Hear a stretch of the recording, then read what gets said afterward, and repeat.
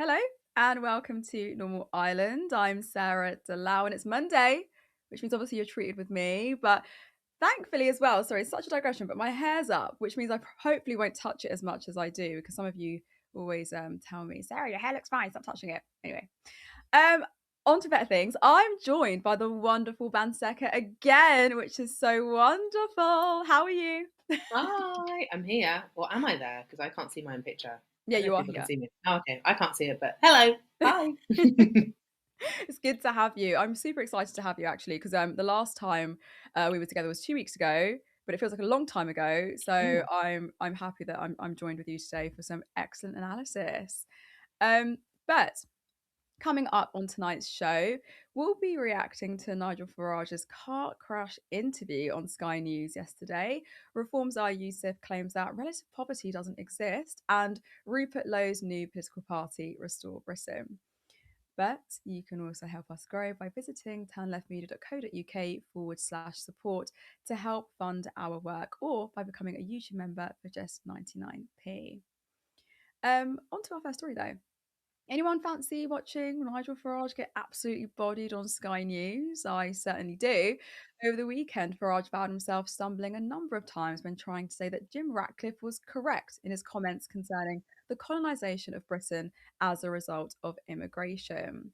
Despite Ratcliffe releasing this statement recently, I'm sorry that my choice of language has offended some people in the UK and Europe and caused concern, but it is important to raise the issue of controlled and well managed immigration that supports economic growth.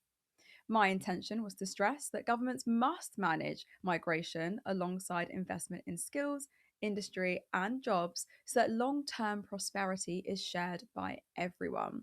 It is critical that we maintain an open debate on the challenges facing the UK. Boring, so utterly boring. Sorry if that was loud in your ears, but it's so boring. I'm not even trying to unpack this partial retraction Ratcliffe has made and this feeble apology that wasn't even an apology, by the way. It was an apology made by a feeble man who, frankly, should be looking better than how he looks with his billionaire money. He's probably so tired looking because of Man United's performance this season.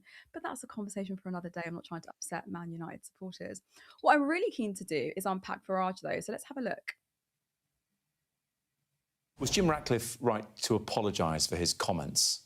No, he apologised for the use of one word. Colonisation. Yeah, he didn't apologise for his comments. So what did he say? He said 12 million people have come to the country in the last few years. Fact. Well, he got his facts wrong, actually. He got the dates wrong, didn't he? He meant 2000, he said 2020. But since 2000, 12 million people is the population increase in Britain. Over 85% of that is the direct impact of immigration. So that's a fact. There are 9 million people living in Britain of working age on benefits of some kind, albeit some of them in work benefits, I will grant you. Most of them are in work benefits, actually.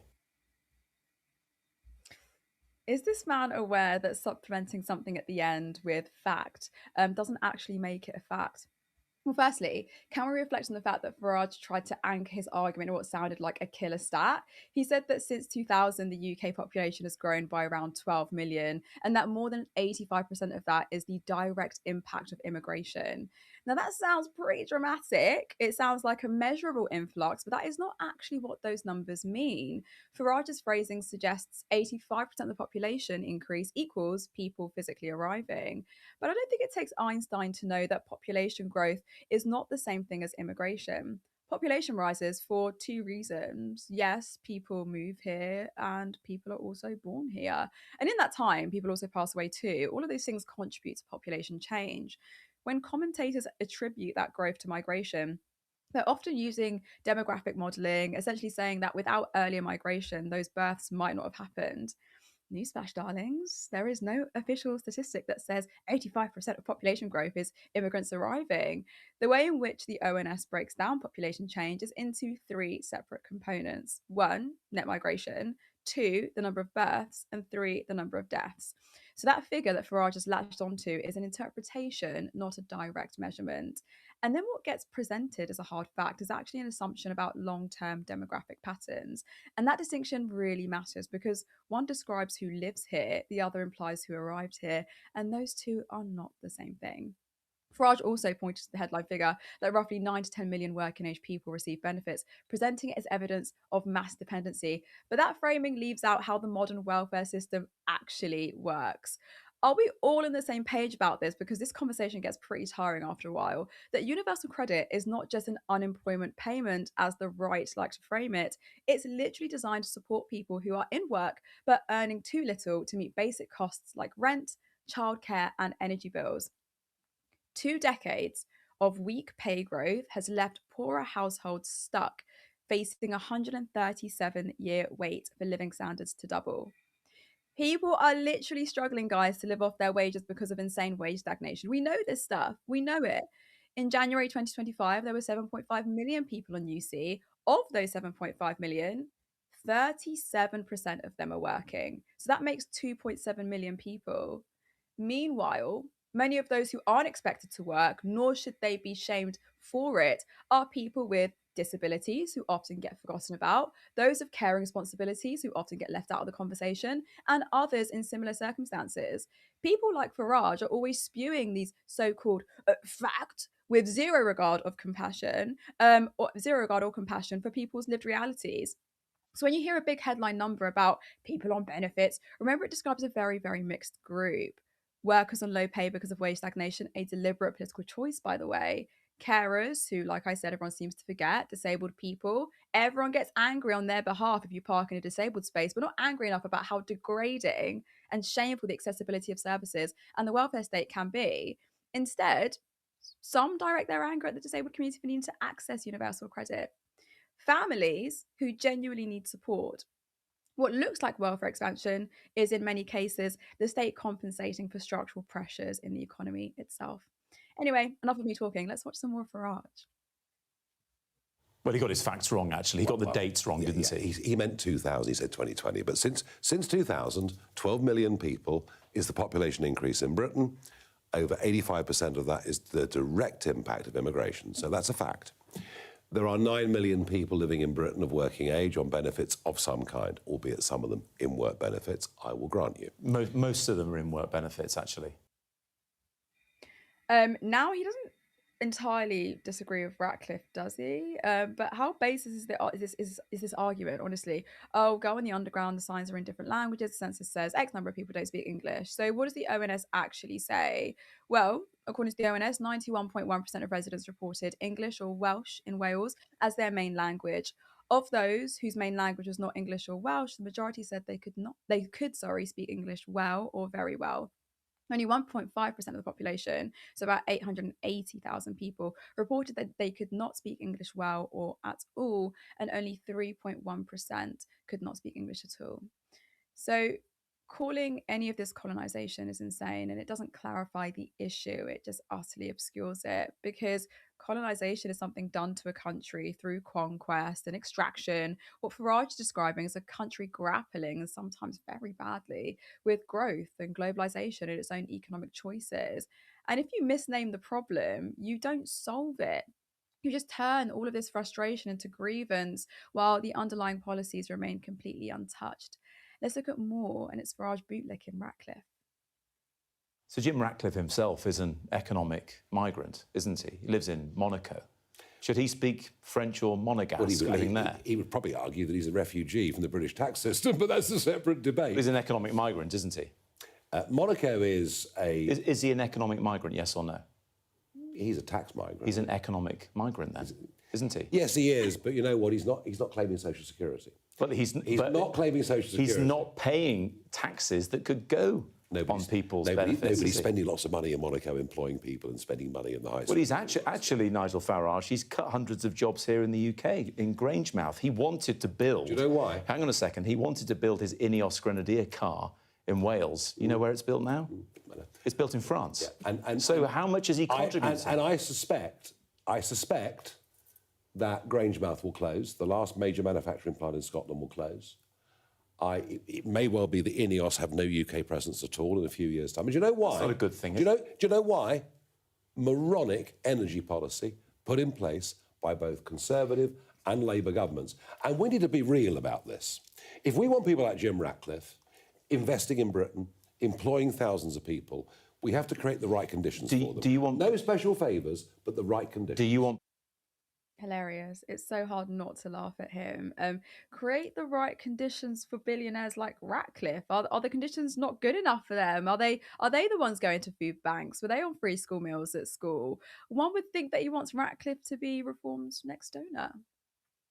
Do you want people like Jim Ratcliffe as reform supporters, as reform donors? Is he going to be a donor? I don't know, but what I have asked him, I'll be honest with you, what I have asked him is to advise me on how we put together an industrial strategy for this country. Don't lie. You've asked for his money, Nige. I do think I've spoken enough, and I'm really intrigued to hear Banseka's analysis, actually. Firstly, I don't know about you, but I'm really, really worn out, Banseka, with the shaming that comes with accessing the welfare system. When do you think this will ever end? Yeah, I mean, one thing I will say that's really funny to me is that colonization is now bad. Like for ages, we were told colonization was fine or it wasn't that bad when it was happening to black and brown people historically and currently. But now, when it's happening to us, even though it's not, it's bad. It's very like constantly moving the goalposts. So I get very, very, very confused. Yeah, I mean, I spent like in terms of like thinking about accessing like the welfare system and things like that. I actually spent my Sunday morning like a sadomasochist on BBC Sunday Live talking to some very bad faced people about welfare and you know we have conversations in this country about class where we say you know we must listen to working class people's concerns, which we should do, but it never seems to amount to anything outside of immigration. So when it comes to like migration, we have this conversation all the time where the right constantly wants to say we have to listen to working class people. They don't want to listen to working class people when it comes to concerns around food bank usage skyrocketing, how expensive the privatized like train system is. Like, so it's this very kind of narrow, niched out way of listening to working class people's concerns, which really is just about migration and nothing else. It's easy to feel like you're on crazy pills because, of course, we've been having this conversation in some form in this country for the past 15 years. Half of my life has been marked by austerity politics, which is exactly what this kind of sort of view or perspective is. When we look at how people on universal credit, for example, are living, it's not generous at all. It's not a generous system. Many people on out of work benefits have sick and caring responsibilities. They're in insecure short-term jobs. We have a really weak labour market as well for working class people in this country, particularly kind of like young graduates whose jobs are going to probably be eaten up by like AI. So it's just really tiresome to kind of hear these people constantly be on about, let's create amazing conditions for wealthy people. Like they haven't already got incredible conditions as it stands, especially in comparison to many other comparative countries like France or Spain, where the amount of tax that they pay in those countries is still higher. So it feels like we're in this never-ending cycle where we're constantly talking about the same things as kind of constant diagnosis of the same problems with the same answers, and nobody is saying the obvious thing, which is that actually we need to try something different and we need to try something new. We need to have a reinvestment in our public services. We need to have a reinvestment in jobs for people. We need the rich to pay their fair share. They're not paying their fair share at the moment. We need things to be done differently in order to have a different outcome, rather than just being sold the same poison over and over again and being told that's the antidote.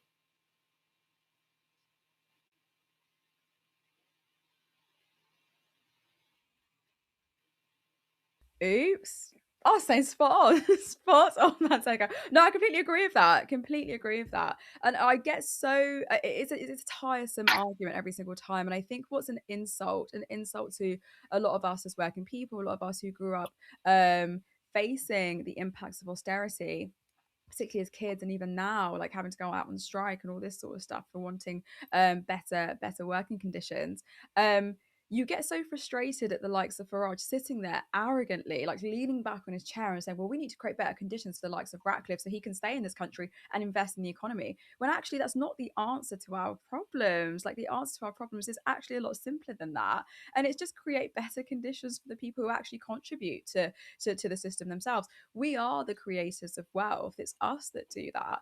But for some reason, they keep pointing to billionaires as the I don't know, our saviors, our angels, in these people who have wings. But I think, how do we combat that then? How would we combat this this rhetoric that the likes of Farage try to put out so often?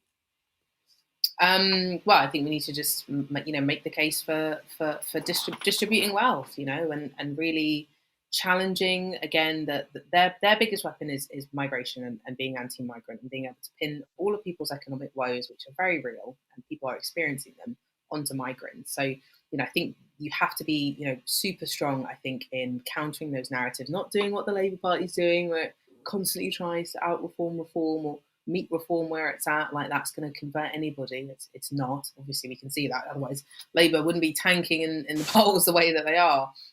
So I think we need a politics which is unapologetically going to be pro-migrant and can really do that solidarity building that I think is always going to be really important, I think, and in the interests of working class people. How do we bring different groups of people together? Migrants, working class people, black and brown people. There's huge slippages and overlaps, of course, between all of these different groups of people, and yet there are divides there that kind of get exploited and get weaponized by the likes of Nigel Farage. I'll speak about it probably a bit later when we talk about Zaya Yousaf. But yeah, the right is so good at kind of weaponizing these divisions, and we need a proper kind of solidarity politics, which is multi-identitarian, crosses through class, and really is centered around class to counter this narrative that's out there. I think Zach Polanski is doing a really good job, of that.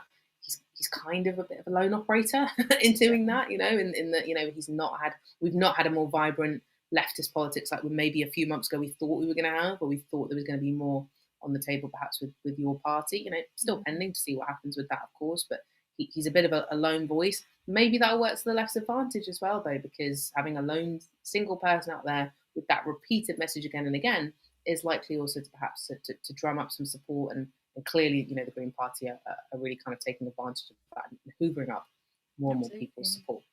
Absolutely. I think it's a great point to end on with that. Thank you so much for that analysis, Banseka. On to our next story. This man doesn't need much introduction. Zaya Yousaf basically claimed that real poverty doesn't exist in this country. Let's have a look. Ooh.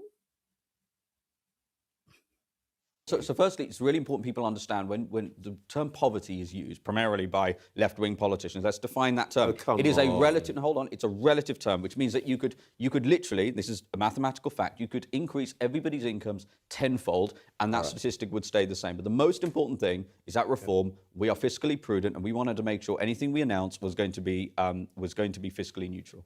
So are you trying now to say that actually the levels of poverty that are measured by the ONS and others are somehow an illusion, that it's all a bit made up? No, it's worse than that, because real poverty does exist in this country, Trevor, and absolute poverty does exist in very, very small pockets. If you actually want to do the right thing for as many people as possible in this country, then you need to create social mobility. That has been crushed by the Tory government and now this Labour government. If you take the relative poverty argument, then there will always be a percentage of the population that is in poverty. And what that does nothing for is to help the middle classes or indeed the people who are actually living in absolute poverty. When you talk about small pockets of poverty, where are we finding them? What are you talking about? Well, you can look in. Let's talk about Wales, for example, right? And this is an argument Wales we've made. is quite a big pocket. Well, we can talk about. So, for example, 15-year-old children in Wales score in the global PISA rankings, the most recognised international educational rankings, below the OECD average, meaningfully below, for example, countries like Turkey, to which the British taxpayer, including Welsh taxpayers, are sending tens of millions of pounds in foreign aid every year. This is an argument we have made many, many times. If we want to help British children, if we want to help British children who are struggling, then the first thing we should do, Trevor, is stop sending tens of billions of pounds of British taxpayers' money abroad to countries with their own space programs, to countries with hypersonic missiles.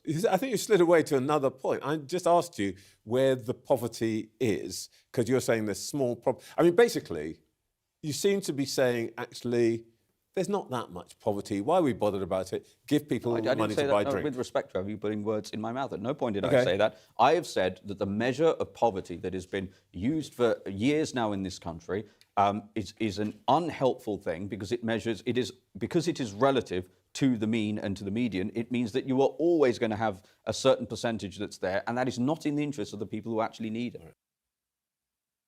This is literally Zaya Yousaf, He's like this. He looks at the UK like this. He's so annoying with his eyes closed. Shall we break down what he said?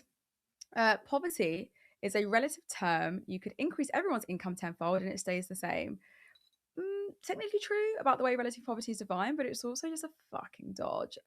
Relative poverty in UK stats is usually below 60% of median household income, often measured after housing costs. That's the standard official, Eurostat style measure. So yes, if everyone's income rose at exactly the same rate, the share below 60% of the median could stay similar. But here's the thing, that's not a flaw, that's the point. Relative poverty is meant to measure exclusion and inequality in a rich society. Can people meet the basic norms of life, housing stability, transport, participation, not constantly falling behind?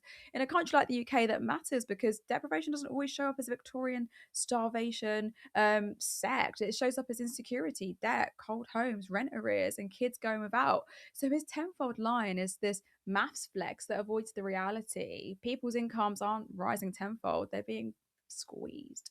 Then he says, real poverty exists, but absolute poverty exists in very, very small pockets. What are you talking about? It makes no fucking sense.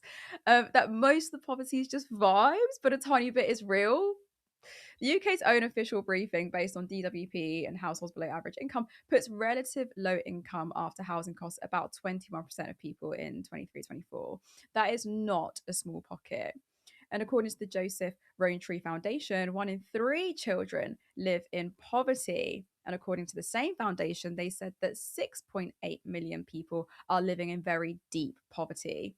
So, Zaya, tell me, with all this money you make every year, about this pocket of poverty you speak of. Let's unpack this pocket more, shall we? Should we talk about how Trussell's network distributed 2.9 million emergency food parcels in 2024 and 2025? Wild. He then goes on to say this: relative poverty doesn't help those who actually need it. What does that? Sorry, I'm so baffled by everything this man says, because what does that actually mean? Relative poverty measures precisely how you identify people who are being left behind in what's supposed to be the 6th largest economy by nominal GDP.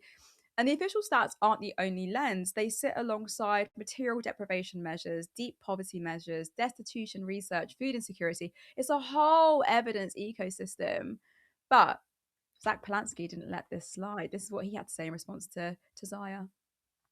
And in Reform, we see an extreme political party. You just had Zia Youssef on, who people will be disgusted to hear his comments on poverty. People up and down this country who can't pay the bills, whose bills are rising up, who can't feed the kids. To hear a politician, who we should say is a millionaire, sit in this chair and say there's only small pockets of poverty in this country. I wonder how people in Gorton and Denton will hear that. Oh, my guy only needed 20 seconds to absolutely slam Youssef. Okay, Polanski, I see you. He also tweeted, wild to see wealthy Reform politician, quote unquote, explaining to poor people that they don't understand their own experience. Let's make sure every single person in Gorton and Denton, brackets, and the country knows exactly that Reform is bankrolled by dodgy donors. Mask is off. He's a real one for that. It's true. The mask has been off for a while, but I have to be honest, listening to Youssef talk about poverty like it's some abstract statistical quirk, like it's just a matter of definition, is actually so infuriating. When I was looking at the story yesterday, I couldn't help but feel like the seething anger just come up in me, because for some of us, not to make it personal, but poverty was never a theory. It wasn't a line on a graph. It wasn't relative. It was so fucking real. I grew up in families for free school meals. My family's access food banks. We lived in temporary accommodation, moved from place to place, never quite settled, never quite secure. And I think a lot of people can relate to that. I just remember going to my primary school teacher in the early 2000s and telling her, like, we're poor because we had no hot water, like no heating. So we're literally sitting by the stove to stay warm. That's what poverty looks like. And there are children till this day living in even worse conditions than what I was living in growing up. In Britain, living that reality right now, making plates of food to try and make themselves full, empty cupboards. So when someone sits in a TV studio on the salary that he is on and says essentially that poverty is overstated because it's relative, what they're actually saying is, if it doesn't look like Dickens and we're in the workhouses being the paupers that we are, it doesn't count. But poverty today isn't always this Victorian destitution. It's families working and still unable to afford basics. It's kids growing up in cold homes, old people literally freezing to death. And it's insecurity baked into everyday life. So he can sit there and redefine the metric all he likes, but it doesn't change the lived experience of millions of people and the things that we've had to deal with. And I think that's why that kind of rhetoric is so fucking dangerous. Because if you convince people the problem isn't that big, you never even have to fix it in the first place. You never have to ask one of the richest countries in the world that still has children going to school hungry, when footballers trying to plea to Boris Johnson back in the day to keep free school meals and give them more during COVID. You never have to confront the economic choices that produced it. You can just sit there on Sky News and debate definitions about relative poverty and just carry on. Well, some of us don't have the luxury of treating poverty like some academic exercise because we lived that every single day. Oof, Banseka, I need a minute. But I'm so angry. Honestly, I just get so irritated at these people trying to speak for our lived experiences. But if reform says poverty is small pockets and is mostly like a stats issue, what does that say about who they think their audience is? Yeah, and I just like want to say that I completely agree with everything that you just said, and this is why it's so powerful to hear from people who've got that class consciousness through their lived experience, which is obviously what you have. Nice one with Zach as well. I didn't realize Zach had replied as well, and to point out he's a millionaire. Like, more people need to be saying that. Like, this guy is a fucking millionaire. Like, probably several times over. So yeah, it's completely egregious that we have to listen to this guy redefine poverty based on vibes and what's going to be convenient for him and his party. So yeah, I'm glad his feet was kind of held to the fire there with Zach, and yeah, hopefully that shows the voters in the by-election coming up near Manchester that that this is not a party that's got your interests at heart. But just to answer your question then that you've asked me about, what this says about who they think their audience is or who they think their kind of voter base is. I do think that when we think about working class people, that's a big category of people, right? And within that, you can kind of, it's easy for, traditionally it's been more conservatives, but obviously now I think it's Reform who've got the reins on this, a kind of dividing up of the working class, right? So there are people who are economically insecure or precarious or a bit precarious, who may be keen to or kind of buy into that messaging that they themselves are not poor, and they're keen to distinguish themselves at times perhaps as away from being a kind of underclass. So you get all these kind of different categories of being working class and being precarious, where there's slight differences and nuances in their experiences, and it becomes easy with the right rhetoric, like what Zia Yusuf I think is trying to do, to start pitting these groups of people against one another. To kind of set this kind of dividing line between sort of like skivers and strivers. This idea of like, well, those are the people on benefits, and they're really a drain. You're really like hardworking. You keep working hard, you'll make it. And that can be quite a seductive message for people who aren't actually doing that well, and whose material interests actually are with the people who are on benefits, or the people who are in absolute poverty, or with migrants who often tend to be kind of lower economic class as well. So there's a sense of moral hierarchy that I think traditionally that the right has always been quite good at playing. It's quite a dusty old playbook now. It's by no means a kind of new idea, right? And I'm sure Reform will be kind of tapping into that. I suppose it also lines up when we think about who is voting for Reform in terms of projections. We've seen that there's lots of different polling, I know people get sick of the polls. People are showing polls all the time, every other day. But the polling is showing clearly a dividing line about who is or isn't going to support Reform based on age. And the most defining thing I think that we know about age now is class, and that class and age sit like this. In other words, the more older you are, the more likely you are to have materially more, and the younger you are, the more likely you are to have less. It's a generalization, but it's a fair one, right? The tales of young men who are going to vote Reform have been greatly exaggerated. Like that, the polling is not suggesting that, suggesting young men are actually still quite interested in the Greens and actually ultimately still Labour to an extent. And so Reform, I think, have an understanding that older people are voting for them more. Older people are wealthier. They're more likely to buy into these ideas about poverty, and actually that's quite minimal, and actually poorer people actually just need to work a bit harder, etc. I suspect they have quite a nuanced understanding of who their voter base is. We also know from the fact that the Labour Party is tanking in the polls whilst it's trying to pretend to be Reform, that there is really no overlap between those two parties, right? So they're not trying to get, in many respects, like the kind of core voter base of Labour voters, who are, I think, people who, generally speaking, are interested in a better welfare state, stronger welfare state, better public services, all of these types of things. And then I suppose reform can always lean on the whole migration. We'll reduce migration, it'll get better. Mm-hmm. If we really have any pushback on that stuff. But I suspect they've segmented out who specifically within sort of working class communities they're really going for, and that there is a cohort of working class people who I think, unfortunately, they can appeal to through that more divisive, kind of class politics, divide and rule. Yeah. Really well said. I want to talk about social mobility really quickly, because Yusuf mentioned it, and I think often people lap up that term quite a bit. I find that he's reframed the argument as an individual movement. So instead of asking why so many people are stuck at the bottom, the conversation of social mobility that Yusuf proposes is, can a few people climb out? And I think that that's what some politicians lean heavily on, like this mobility rhetoric. I find the way they frame that conversation is to be about how the economy is organized into a story about aspiration and effort. But what do you think on that? Yeah, it's interesting that you bring that up, actually. I was leafing through Owen Jones's book Chavs the other day, because it's the 15th anniversary of the book. It was written 15 years ago, which is a bit insane, because I feel like I can remember when it came out. It's making me feel old. But social mobility in my head is a word that it's a bit au fait now, like you say. It's not something you hear people really use as much anymore. But social mobility in my head, it reminds me of New Labour.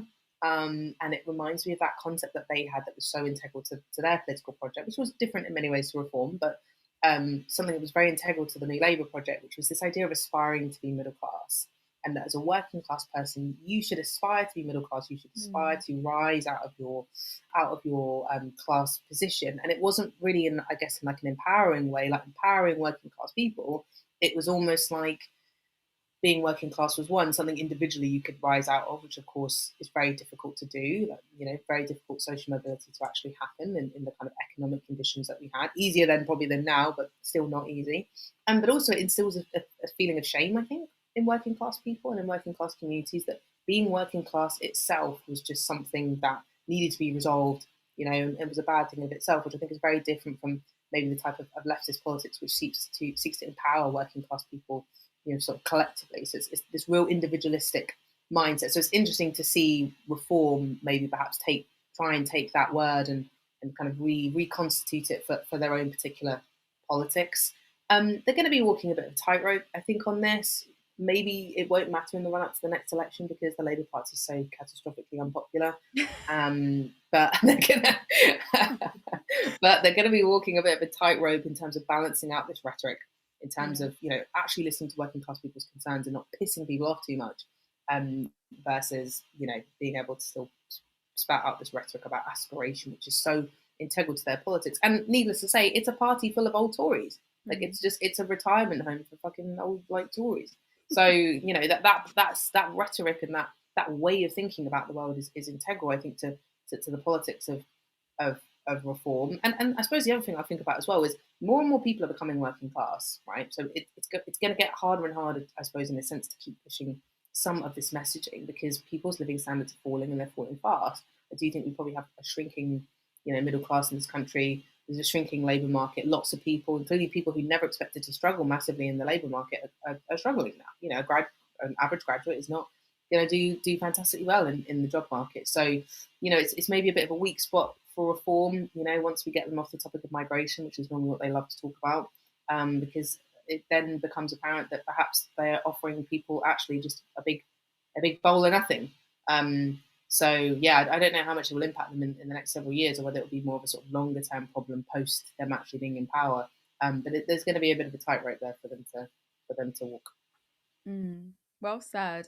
And it is interesting, isn't it, how Labour has spectacularly, become so unpopular. They've done it in true fashion. But before we move on, it's 2026 and we really want this year to be big for Turn Left. We do. We really do. We're going to be more ambitious than last year and to really put ourselves on the map. We want 2026 to be the year where we can have a studio and for our contributors to be paid for the work that we do. Callum has done incredible work. I think we'll talk about that later. I hope we're going to talk about that later, but Callum's been doing incredible work on the sidelines. But everyone does incredible work on Turn Left, and we have full-time jobs on the side too. So your support over the years has been amazing, and we're kind of ready to take this to the next level. As you know, we rely on small donations. So if you want to be part of a media organization that seeks to destroy the oligarchs, then please head over to turnleftmedia.co.uk/support. There you can support us monthly on Patreon, or there is another link for a one-time contribution. And you can also become a YouTube member for just 99p. Oh, here it is. We also have a really exciting announcement. At the end of this week, we will publish Turn Left's very first mini documentary. Our reporter, Callum Taylor, incredible guy, W. Callum, spent time in Gorton and Denton following the Green Party candidate Hannah Spencer around the constituency. Here is a clip.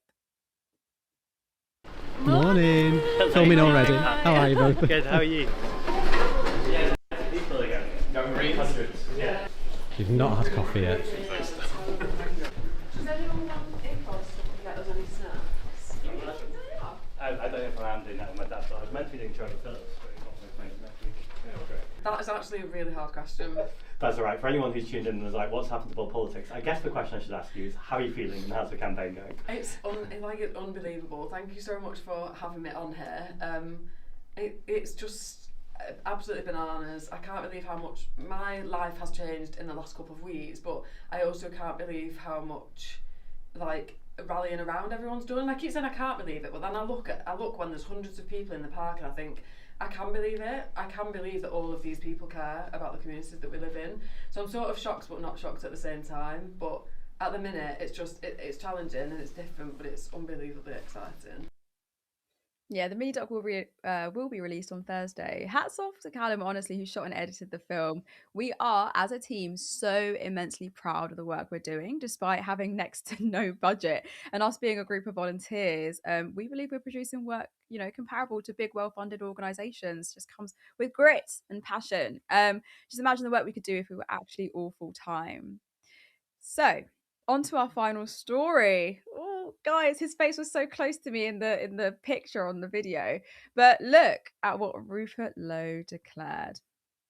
I am today launching Restore Britain as a national political party. Join us. I'm not intimidated by this. In fact, guys, I welcome it. Come on, Rupert, bring your party over.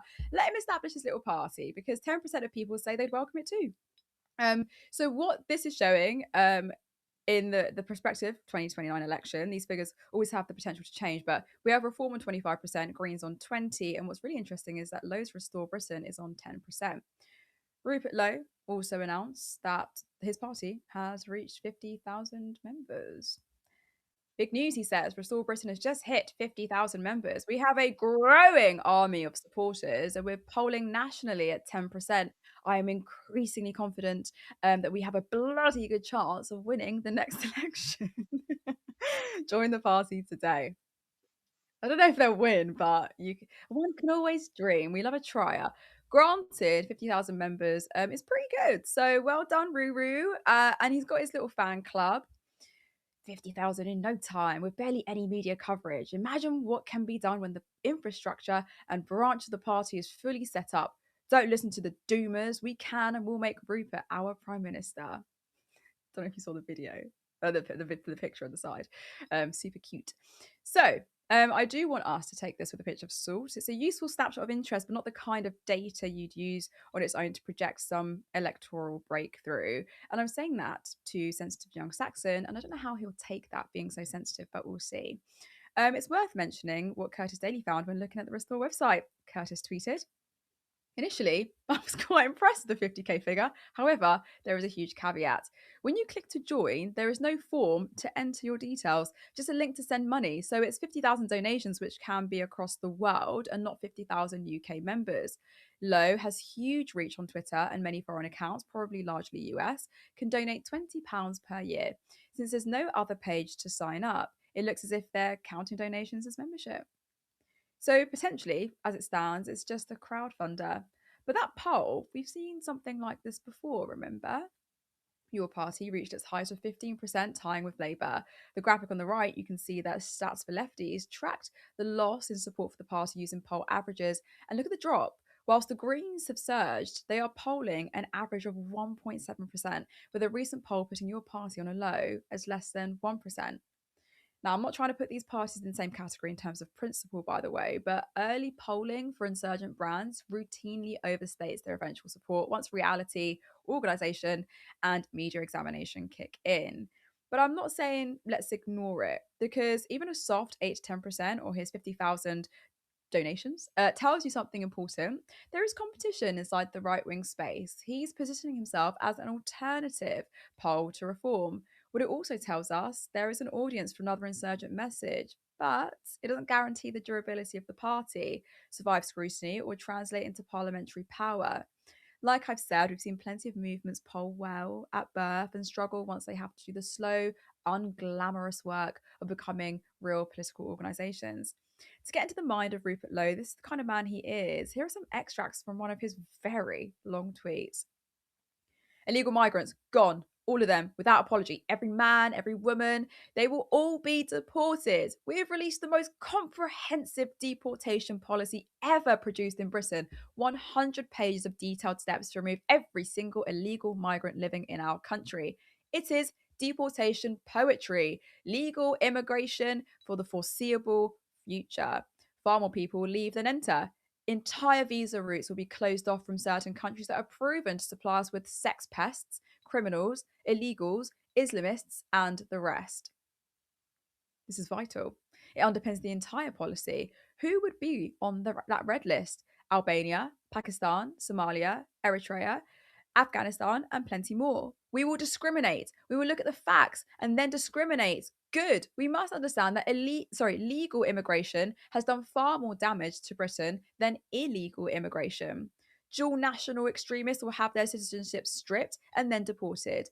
ILR, indefinite leave to remain, will be abolished in its entirety. The Boris wave will be reversed. If a country refuses to accept their deported citizens, we will threaten them. Foreign aid, visas, remittances, and more. Push to work with the Americans and others. A deportation NATO. Do it once hard enough and it won't have to be done again. A third-party scheme like Rwanda is key. It means that if we cannot ascertain where a foreign national is from for whatever reason, they go to Rwanda. I hear it's lovely at this time of the year. How many deportations will all of this result in? Millions. He also said that he will inflict pain on the country. I want to end this historic week with one clear message to you all. What is necessary for Britain will be incredibly painful. It won't be easy. There will be no confetti and pyrotechnics. It will be hard. It will hurt. It will challenge all of us. I won't tell you comforting lies. I've never done that. We've had those for decades. It has not worked. Politicians promising miracle cures when there are none. The British people have far more intelligence than the existing political parties arrogantly believe. As a party, Restore Britain will treat you with the respect you deserve. You will finally have an option that accepts the brutal reality we find ourselves in. I'll be honest with you all, there will be hard years. There will be difficult days. The fixes will not be immediate. This is going to be the fight of our lives. It is one I truly believe we can win. It was so long I struggled to read it. This is Lowe admitting he's going to create pain in this country just so he can live out his fantasy of kicking out millions of immigrants. It doesn't matter if it's bad for you or the country. Basing policy on an ideology that you knowingly know will make things worse is extremism.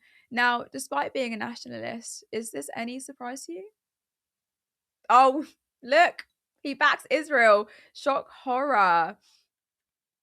Banseka. Let's unpack it. If Restore Britain runs candidates seriously, does it carry the potential to shave votes off of reform?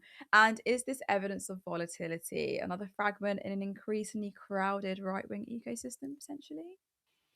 I mean, Rupert Lowe, he's just insane. Like that stream of rhetoric, which I'm just absorbing properly now for the first time. Because I often see his tweets and they're so long, so I'm like, I'm not reading that, like whatever. That having had to really contend with the breadth of what he says, he really is quite unhinged. I suppose I'll caveat his tweets by saying that he gets paid to tweet. Like he's earned like thousands of pounds, I think, from X as a blue tick subscriber who, makes more money, I imagine, the more sensationalist stuff that he says. So he quite literally has a financial incentive tied very closely, I think, to overly sensationalist, ever more extreme views. yeah, and I think that that narrative of talking about it as though, I mean, really, that's the narrative of someone who thinks there's going to be a race war. But he talks about, he's talking about forcibly deporting migrants and the kind of struggle of that, and talking about it in terms of this is a fight the British people must win. He's talking about deporting millions of people. He's talking about threatening other countries in a kind of Donald Trump-esque style of, you know, America first. Kind of vibe. Really quite scary and very, very alarming. And it's deeply concerning to see that the space continue to open up on the right for kind of ever more extremist ideas. And I think it's terrifying, the idea that there's a market for these ideas of around 10%. You know, it's quite scary. This is someone who has said that, you know, if you have a British passport, that doesn't necessarily make you British. So someone who's very, very firmly placing themselves in a kind of ethnic nationalism as opposed to a civic nationalism. Frankly, that echoes what Matt Goodwin, I think, said in 2024 after the appalling attacks, I think, that took place in the I can't remember where it was now. Sorry, but the awful knife attack against little girls. And he said that, you know, saying that you're British on paper is not the same as being British, i.e., you need to be white to be British, I think was the intention there. And it's terrifying that kind of ethnic nationalism is becoming more and more mainstream. There was a time where you'd have been removed from like the Conservative Party if you said that out loud. I can remember a time when that happened, and now it's just part of the course. Now you'll probably hear a Labour Party MP say that. You know, Mike Tapp has said similar things about, you know, about ethnic minorities and linking certain ethnicities or cultures to a propensity for violence or sexual violence, for example. So we're in a really, really bad place, and it's really scary that this is happening in a lot of ways. Like I said, it's also worth noting how much this guy is paid by X, owned by Elon Musk, to spout a lot of reactionary nonsense. Talked about sex pests there. He doesn't seem too bothered about Elon Musk's desperation to go to Epstein Island. So maybe he's not bothered about billionaire sex pests, I guess. And I suspect he's had very little to say in general about the Epstein files. But yeah, it's his ties to X and the fact that he receives what looks like a considerable amount of money, more money than he earns as an MP, by the way. It's further evidence of a kind of entrenchment of money in politics as well. I believe the Labour Party meant to be doing something about that in terms of foreign donations to political parties. Hurry up if you're going to do it. Like, don't allow foreign billionaires or whatever to start giving this guy money and really putting money in the machine, because that's going to be really bad. So I really hope they do something about that. Positives, that was a lot of negatives. It certainly splits and starts to truncate the right-wing vote, which is not necessarily a bad thing. And that's happening at a time where I think that the votes on the left are kind of solidifying. You know, your party seems to just really not be gaining much traction at all. I haven't seen a lot of appetite, even amongst, you know, relatively left-wing people, about the hustings that are going on. It's just like, it's dead. No one really seems to be talking about it. It feels like your party is kind of, you know, really shrunk. And that's opened up a space for Zach Polanski and the Green Party to really dominate. So there's a kind of solidifying maybe on the left. Still split a little bit by, so I think some people are still voting Labour. But there is a streamlining or solidifying on the left, whilst the right seems to be fragmented. You can have more right-wing options. You know, Conservative Party is still there. Maybe it may die, but it's still there. You've got Reform. Now you've got this crazy party.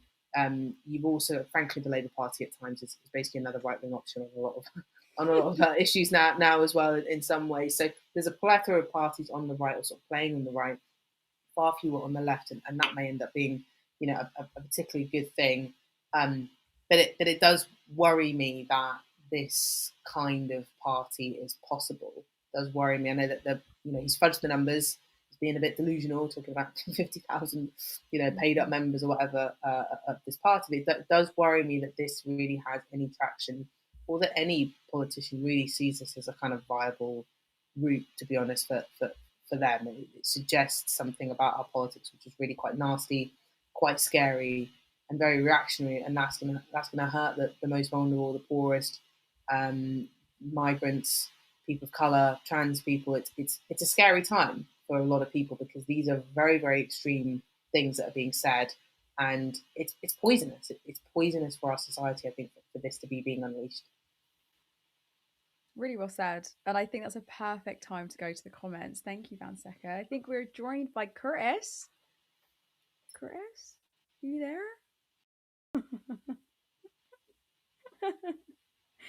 Can't hear you, Curtis. Can you hear him? I can hear him. Why can I not hear you, Curtis? I'm going to leave and come back. That's weird. You sound like crystal clear to me as well.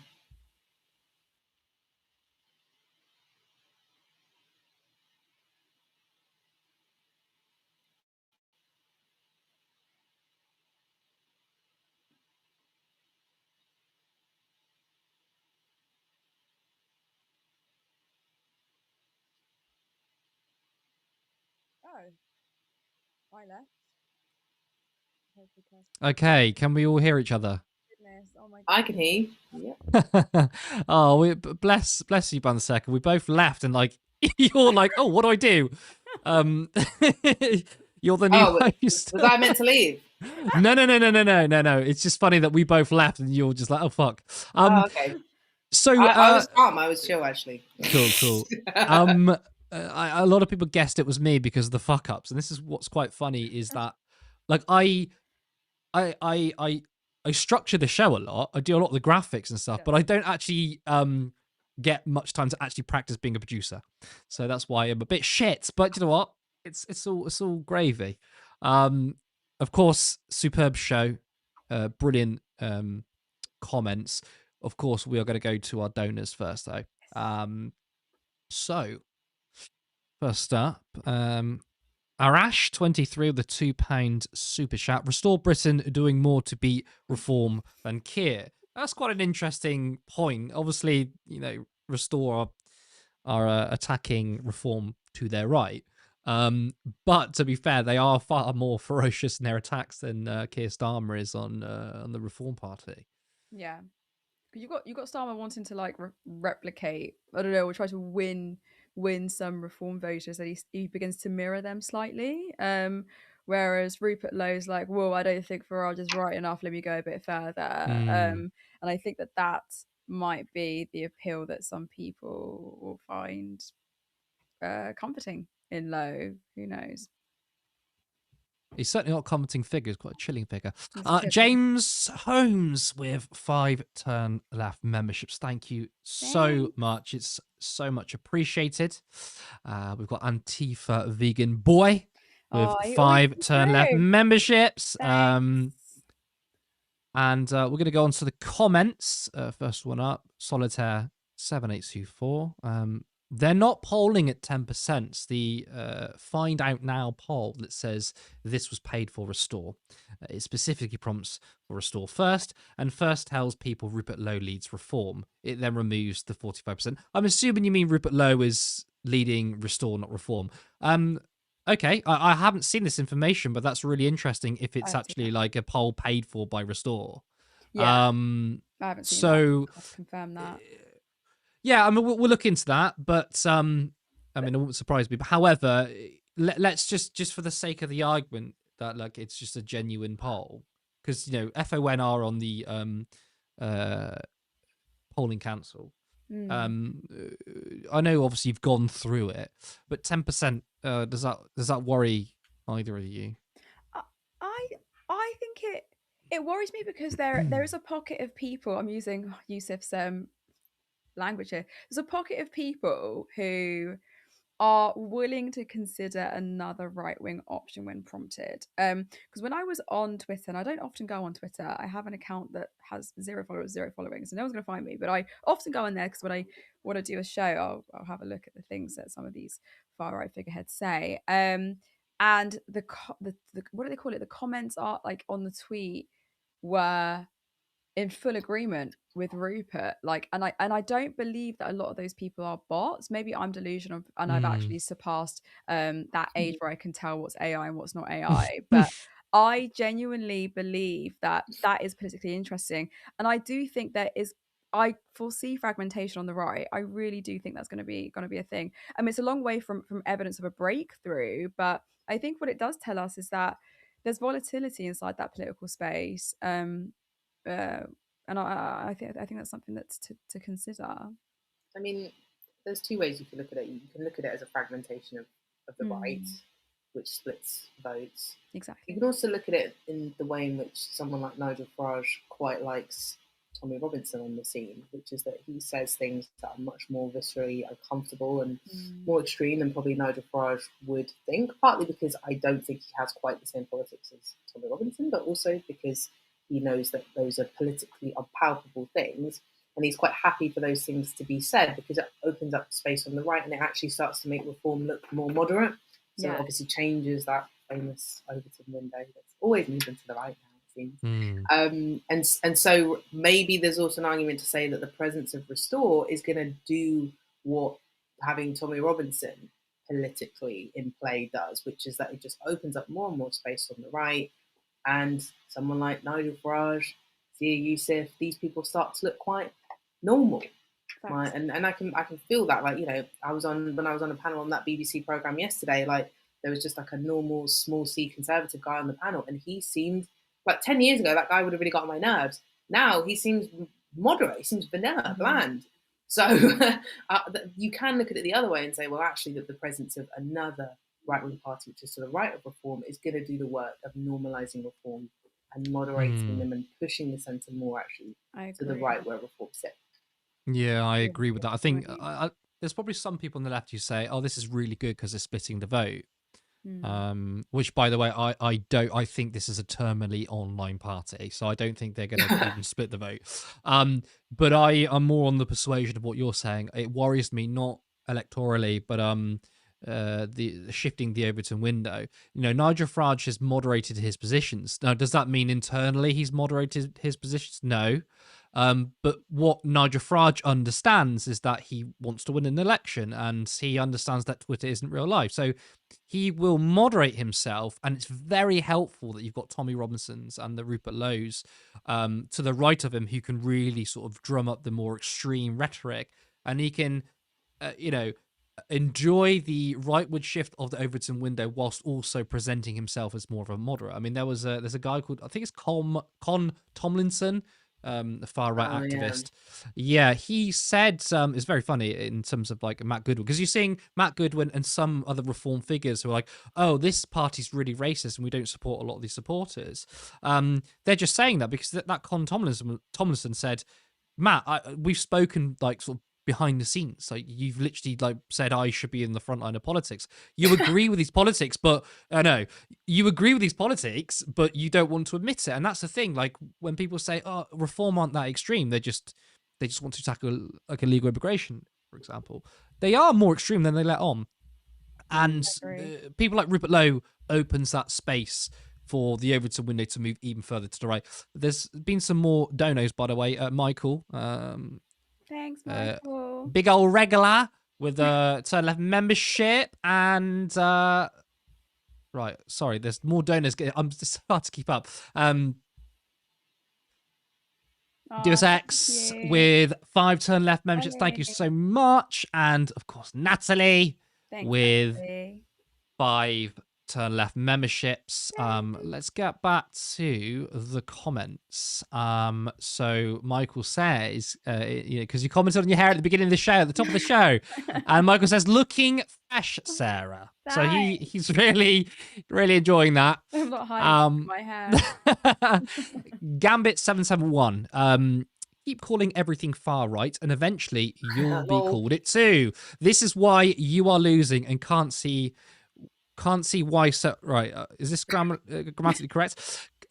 You are losing and can't see why, so keep doing what you are doing to lose. Do the left accuse everyone of being far right? Are we doing it too much, and is this contributing to our failures?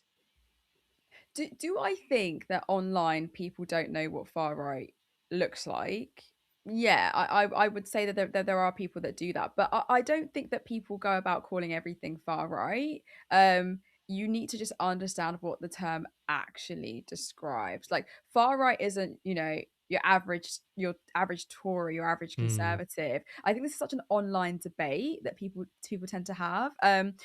This is like, we're looking into ethnic nationalism, which you mentioned, Banseka, like that is far right. This civilizational framing, like where you talk about migration or diversity as this existential threat to the survival of the nation, that's far right. And Lowe does that. Like he does that. There's exclusion over integration. When we read that really fucking long, massive tweet that was all about, well, we're gonna get rid of this, and we're gonna get rid of this, and we don't want any more of this, and those on ILR, yeah, fuck that, like all of this sort of stuff. Like it's insane. A massive, massive hostility to anything that I think is relatively democratic. So I don't know. What he's trying to impose are these authoritarian solutions to what are very complex problems, and he does it in such a surface level way. And what's so interesting is that this is going to be such a hard. Actually, I'm not going to say the harsh generalization I was going to say, because then that I'm a loony lefty. Let me not. Let me not. Lol. Banseka, you go ahead. You go ahead. Yeah, I mean, like it depends on what your measure is, right? Like people say all kinds of stuff on Twitter. Okay, like I'm willing to concede. I'm sure there are times where people on the left or maybe liberals like mislabel things and all of that stuff. So I'm not here to say like nobody ever misuses the term fascism or far right or whatnot. I don't really refer to reform as far right. No, neither. Personally, I think I talk about them being on the radical right, or sort of tinkering on the radical right, which has a relationship with the far right. Sorry, that it does. It has a relationship, of course, with other parts of the political spectrum. Reform's a curious beast because you've got a mishmash. This is where it's funny, because I guess Rupert Lowe ultimately kicked out or left reform, because there are some kind of political clashes and contentions amongst some people in reform. You've got some people who are a bit more on the kind of like ethnic nationalist hate train, like that's what they're really into. I think Nigel Farage is maybe a bit less of that, to be honest. I actually think he might be slightly more of a civic nationalist, and actually in many ways just more of a kind of old school Thatcherite guy. So you've got this combination of people who are really like racism because I really fucking believe in this to my bones that race is real, and then you've got more of the Thatcherite neoliberal people who are kind of like, well, racism because it fits in with our economic agenda and with wealth going upwards. So there's a really interesting coalition of different people. I think it's really funny that you think that's the reason why left-wing people are losing. There's so many problems with like leftist politics. I'm willing to like hold my hands up about that. We've looked at the Your Party debacle and some of the flaws and difficulties there. But yeah, I don't know if that's one of the key reasons why the left is losing. But you make a great point though, because what I find is so ironic that they say that, and I hate the finger pointing, like from the left and the right. But you say, and then you say, and then you say, but like the right, the cool Starmer a communist, like, and he's the first one. There is a huge misuse of terminology all the time. And I think one thing that we do on the left, I do think we're quite pedantic and we can be quite tedious. We're like, well, actually, technically, that's not communism because we know that communism is X, Y, Z. Like, do you know what I mean? So I think sometimes because we know our shit, that comes off as really condescending and they think it's quite authoritarian. But yeah, you're absolutely right. I remember getting into this online debate about Reform not being a far right party. And then I said that it plays into far right rhetoric 100%. Like it does that. And they were like, what?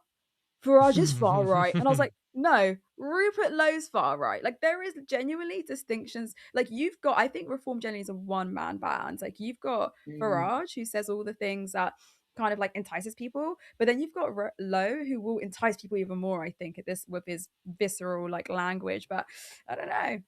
I mean, I agree with a lot what you're saying there, and the mislabelization in politics is not a uniquely thing on the left. As you were saying, you have not just idiots online, like GB News pundits calling Keir Starmer a communist. I mean, the guy is a pro-privatization, arguably pro-austerity politician, right? Yeah. I mean, he's not even a social democrat, let alone socialist or communist. Yes, of course, there's people on the left who probably use the term far right a bit too much. I agree in your assessment in terms of Nigel Farage, whether he's far right or just right wing. People can have that discussion. It is true that they have a relationship with the far right, but something like Rupert Lowe, like he's quintessentially a fascist. I would say he's a white supremacist as well. And this thing, and I don't know if Gambit's still watching. A lot of people will say, give me an example where Rupert Lowe said something racist. And when you say that, you're misunderstanding how political parties, politicians, and politics operates. Because not a single person, well, okay, let me start again. Lots of people say it. But someone like Rupert Lowe won't openly say, oh, by the way, I hate black people. They don't do that. Right, people operate in dog whistles and code messaging because, of course, Rupert Lowe can't openly say that because people will be like, "Who the fuck are you? Screw this." So you have to read between the lines, and then you look at Rupert Lowe, and for example, one way of looking at it is he's handpicked a certain countries who he wants to sort of put an embargo on immigration on. Is there any?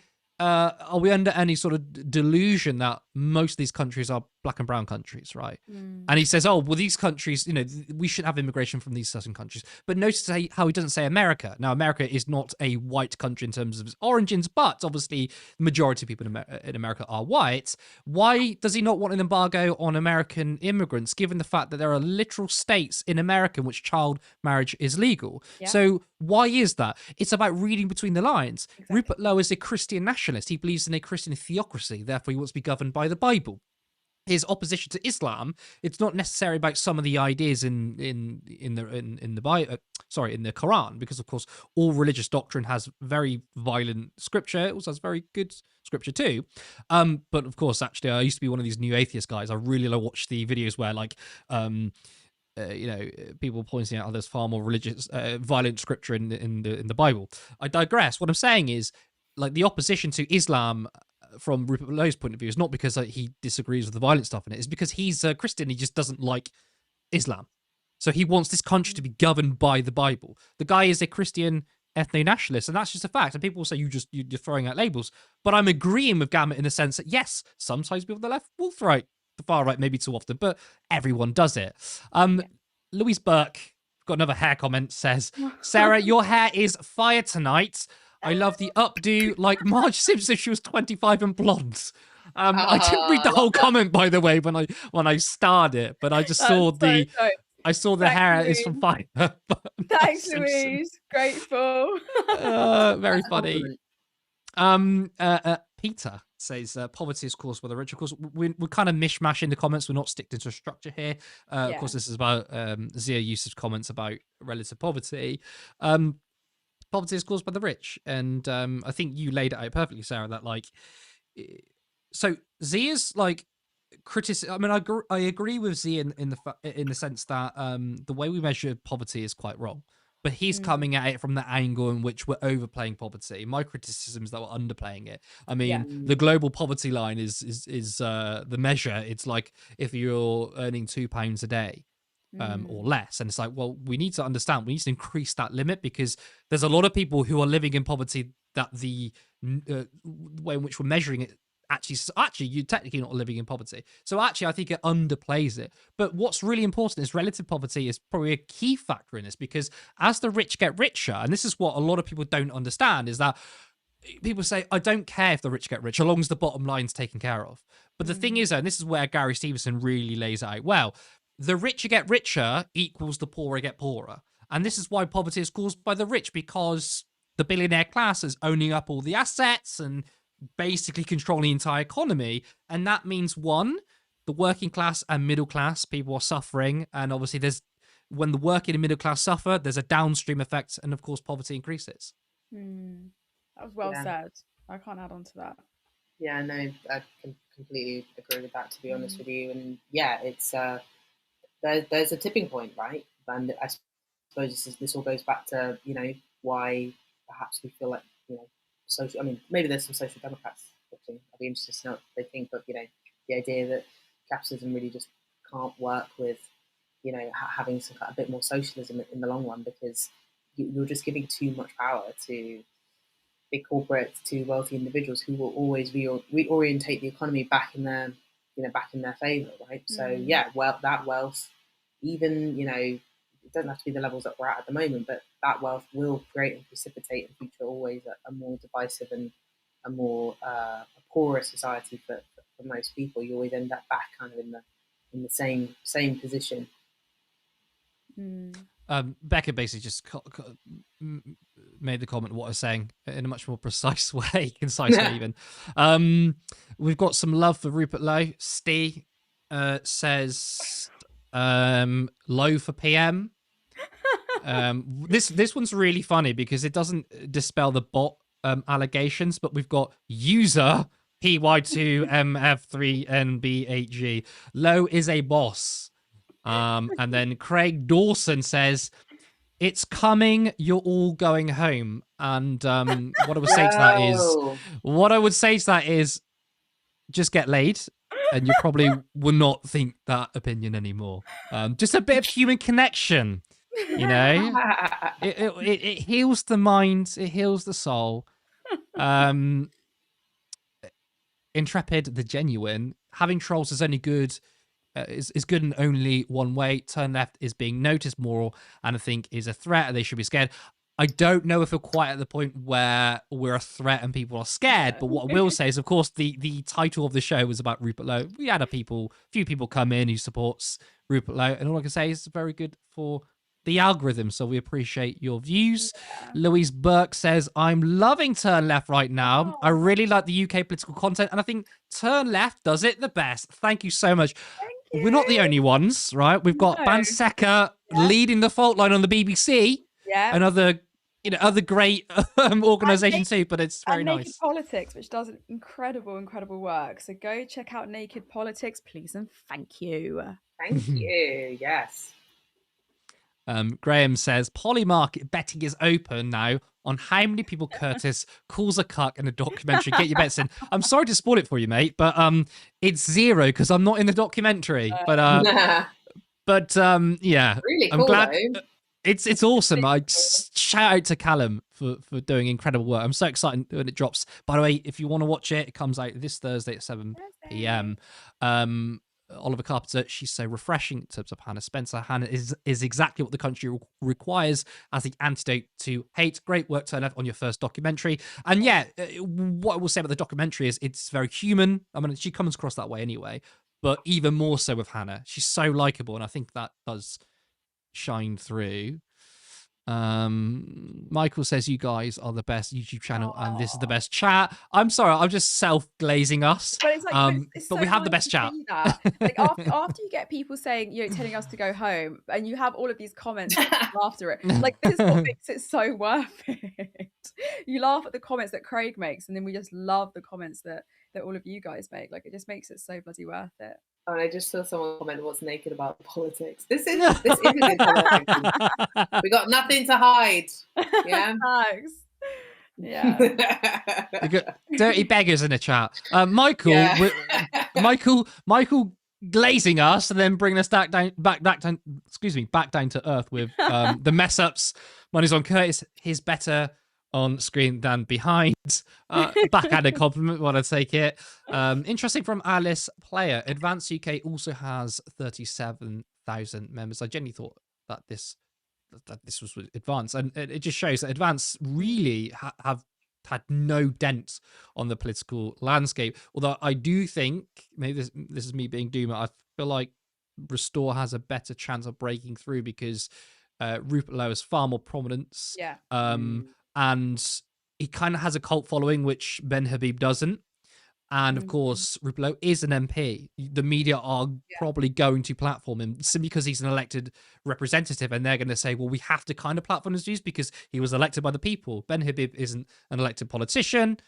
Got a bit more Riz maybe as well. General I mean, they're genuinely quite Riz-less, but yeah, probably a bit more Riz. In the relative in the spectrum of politics kind of thing, like not... For a normal person, he's probably still got fuck all Riz, but I agree. He hasn't got any Riz. All right. Fantastic comment section as always. Fantastic show from the both of you. I'm going to hand it back now to you, Sarah. Thank you so much, Curtis. Chris! Oh my God, Banseka. You actually make my Mondays so wonderful. I want you to be on my Monday show only. Like, don't go to Curtis, don't go to anyone else.